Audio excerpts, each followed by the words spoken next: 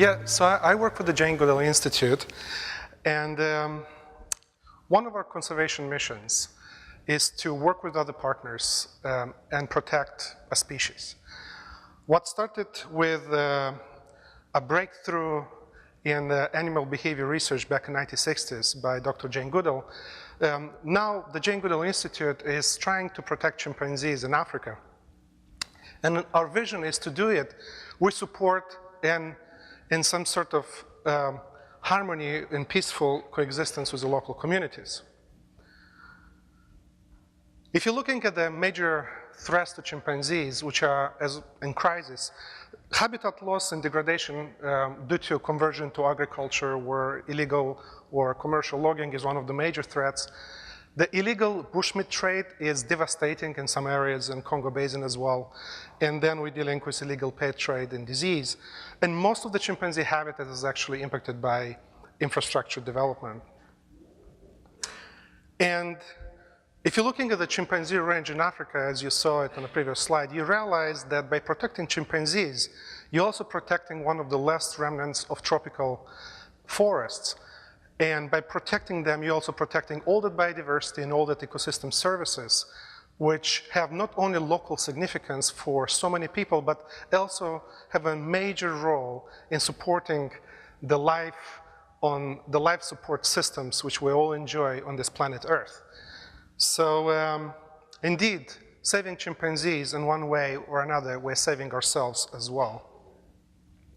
The first kind of way which I wanted to share with you how we're using geospatial technology is to work with the local community and put them on the map and same time integrate both indigenous and science knowledge in order to make better decisions at the local scale, at the community scale.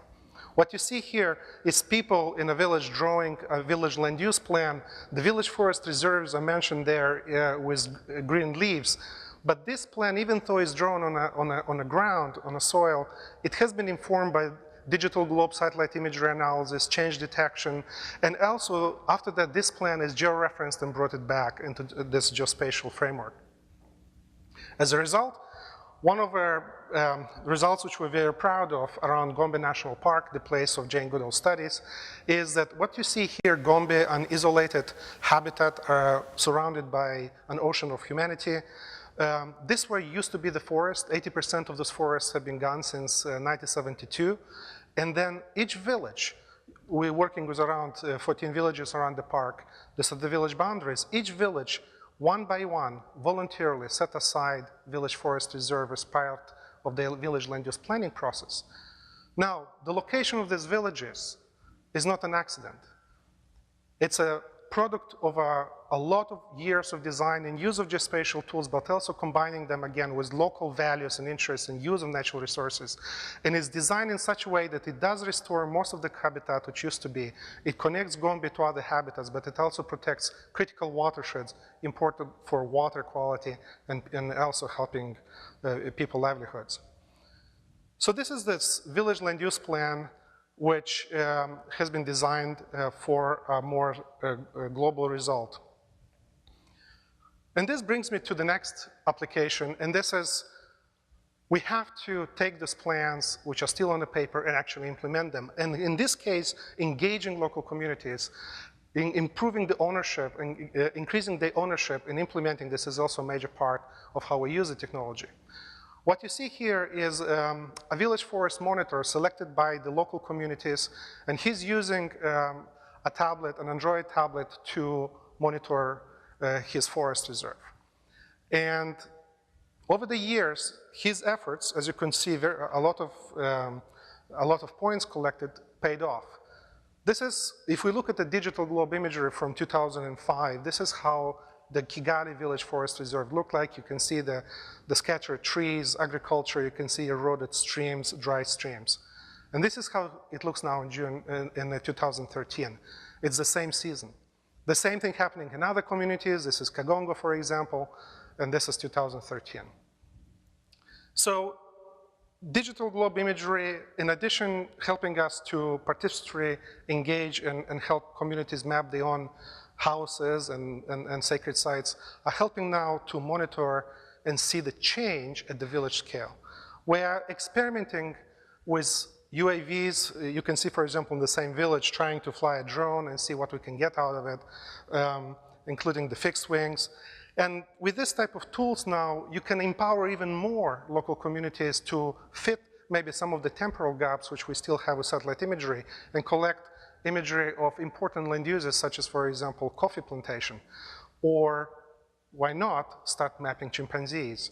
Well, you don't see the chimpanzees yet, but we could see the nests. This image just came out in June, where with conservation drones and other partners, we explored at what extent we can use these technologies. Now, the third one is monitoring is great, but we have to move from monitoring into action. And an example of such initiative is Global Forest Watch mobile app, which I'd like to share with you. Global Forest Watch is this, and on our field, is this amazing new platform which came out to streamline and open remote sensing data, which are usually locked in the hands of the industry to a variety of users. So we have access, for example, on this platform to remote sensing change detection data coming from a variety of remote sensing providers. But the vision is that ultimately this farmer will also be able to take advantage of this information. And we know that most of the villages in Africa still are not connected to the internet. There is no power, there is no lack of devices. So we wanted to build on our experience since 2009 of using mobile technology and see at what extent we can use that as well. So it's basically an app which streamlined this global forest data straight into the hands of local community. And there is many, how this can be used. For example, we're working with 1,800 private forest owners in western Uganda, which trying to set up this corridor between two forest patches left. Every private forest owner land is a red dot. These private forest owners organize themselves in associations. This is one of the dozens which have been set up. And each private owner committed that they're not going to cut the forest on their land. Now, they know what's happening on their land. They don't know what's happening on their neighbor's land. So this Global Forest Watch app, basically, it will help us to receive, for each forest association, there is a person which is empowered with a tablet which has access to such information. So here's deforestation alerts. We're zooming into some MODIS. They're pretty large at 500-meter resolution. You can zoom in more. And what the app does, it breaks down and walks the user on the ground in order to ground truth this quite a large area, square by square, which is a 30-meter resolution. And sure enough, for example, in this case, digital globe imagery collected in 2012 showed an important corridor which chimpanzees have been still using. In 2013, we got a deforestation alert from MODIS. And in 2014, when we went there, what we found out, that the forests have been converted to a tobacco plantation. So such type of information, we hope, is going to increase the transparency in these associations, and it will help them jointly and more transparently manage their land while receiving this intelligence from their colleagues far, far away, from remote sensing specialists.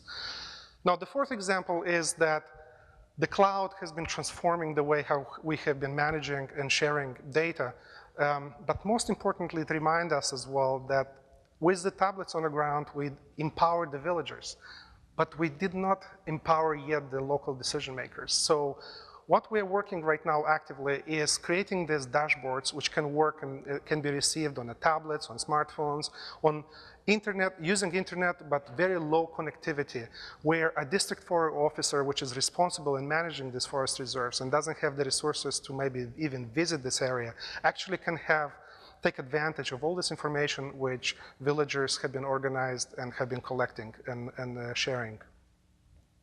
A similar decision support system which combines local efforts with satellite imagery, again designed to develop actionable information for management, is the project which we have funded by NASA and with University of Maryland.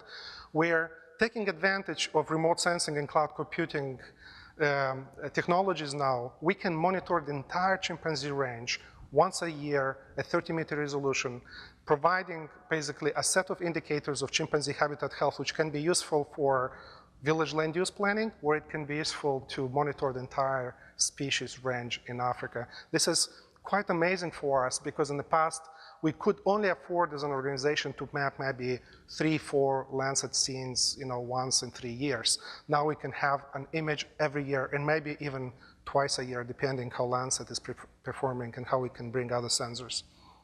So finally, this is really revolutionary for us. We are catching up with enterprise GIS. And again, a lot of these applications, they're done on a really low budget with a lot of creativity. And what we realized that we really have to start bringing all these investments and data together in one place. And we also start going with ArcGIS Online and ArcGIS Online related set of tools. And here is an example where, for example, we created a group to support our Conservation Action Plan. Conservation Action Plan is a major way how we engage governments, local stakeholders, how we bring all of them around the table, agree on conservation goals, and agree on what we try to achieve, what are the major threats, and then identify specific strategies, actions, and agree who is going to do what, and how we're going to measure success. And this is an adaptive management cycle. So having a platform like ArcGIS Online where we can add all these participants, thanks to Esri, it's amazing. But what was a major insight for me was when I was in DRC in March, in Eastern DRC, in Goma, and we are having a revision of Conservation Action Plan. Now, Rapid Eye donated us a 5-meter mosaic of the entire DRC. And this is just incredible because in Africa, most of the time, imagery is the best base map which you got. And this is an incredible resource for us. However, we couldn't share it because of capacity, because of the data limitations, the data themselves. But even if you would share it, most of our partners don't have the capacity to analyze and look at such vast amount of data. But we shared it with ArcGIS Online groups. So people actually were able, in Kahuzi-Biega National Park, which is a critically important habitat for endangered gorillas and chimpanzees, and it's one of the major parks of world importance, we're able to connect to ArcGIS Online, use ArcGIS Desktop, and use the Rapid Eye imagery to overlay with different deforestation in order to create such maps. So this is a couple of examples. I couldn't put everything in 10 minutes, but this is, I hope, will give you a better idea how in conservation world we are trying to take advantage of these amazing tools which we have been talking today about. Thanks.